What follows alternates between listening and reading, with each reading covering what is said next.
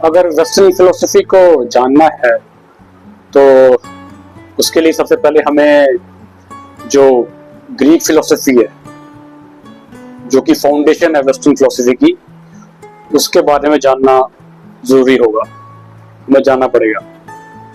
क्योंकि history of western philosophy जो होती है that starts with ancient Greek philosophy, जो कि फाउंडेशन है ग्रीक फिलोसफी इसकी, वेस्टर्न फिलोसफी की।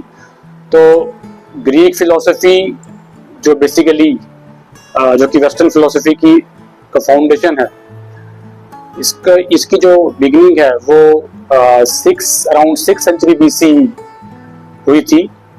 और इसमें जो फर्स्ट ग्रुप ऑफ जो थिंकर्स थे, मतलब जो फर्स्ट स्कूल था जहाँ से फिलोसफी स्टार्ट हुई, जिन्होंने स्पेकुलेशंस की रिगार्डिंग वर्ल्ड, उसमें मिलेशियन स्कूल जो है वो पहले आता है। ठीक है, तो Milesian school basically it is derived from the Miletus, जो कि सिटी थी, जो कि एक एंशिएंट सिटी थी, जो कि अभी जो मॉडर्न डे जो टर्की है ना, उसमें वहां पे एक सिटी थी। तो मिलेटस से पड़ा नाम मिलेशियन। तो ब्रॉडली हम देखें तो अगर हम ग्रीक फिलोसफी को डिवाइड करें, समझें, तो हम इसको 4 पोर्शंस में हम इसको डिवाइड कर सकते हैं, मतलब 4 फेसेस ऑफ ग्रीक फिलोसफी।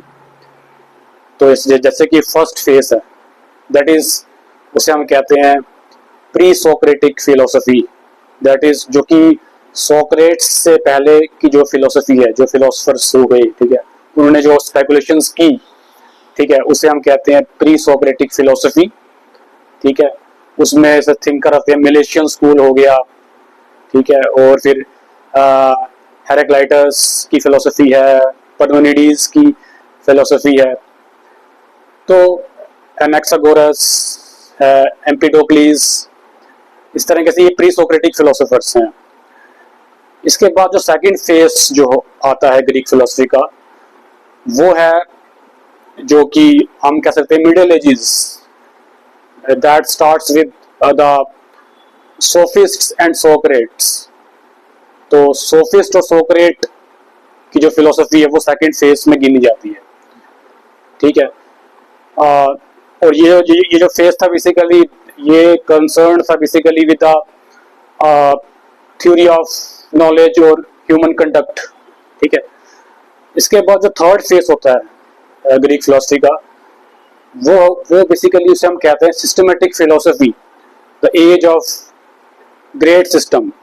ठीक है, तो इसमें बेसिकली हम स्टडी करते हैं the systematic philosophy of Plato, जो कि सोक्रेट्स के स्टूडेंट थे, और एरिस्टोटल, जो कि प्लेटो के स्टूडेंट थे। तो प्लेटो और एरिस्टोटल एक सिस्टमेटिक तरीके से सभी एरियाज को जो फिलोसफी के, जैसे कि metaphysics, epistemology, ontology, axiology, ethics, politics, सभी को कवर किया। ठीक है, तो इस पीरियड को हम कहते हैं सिस्टमेटिक जो पीरियड है of philosophy of Greek philosophy. इसके बाद जो लास्ट फेस आता है, उसे हम कहते हैं एथिको रिलीजियस, और हम इसे हेलेनिस्टिक फिलोसफी भी कहते हैं। हेलेनिस्टिक फिलोसफी जो है इसलिए कहते हैं क्योंकि it belongs to Hellenistic period. तो बेसिकली हेलेनिस्टिक पीरियड कौन सा था? जब from the death of Alexander the great, 323 BC में जब अलेक्जेंडर की डेथ हुई थी, उससे जो बैटल ऑफ एक्टियम, जो क्लियोपात्रा जो 7th थी, जो क्वीन थी, उनकी डेथ, यानी कि 323 बीसी से 31 बीसी तक का जो पीरियड है, इसमें 3 मेजर स्कूल्स रहते हैं। फर्स्ट जैसे कि एपिक्यूरियनिज्म है, उसके बाद स्टोइसिज्म है, और थर्ड वन जो है वो स्केप्टिसिज्म है, और इलेक्टिसिज्म।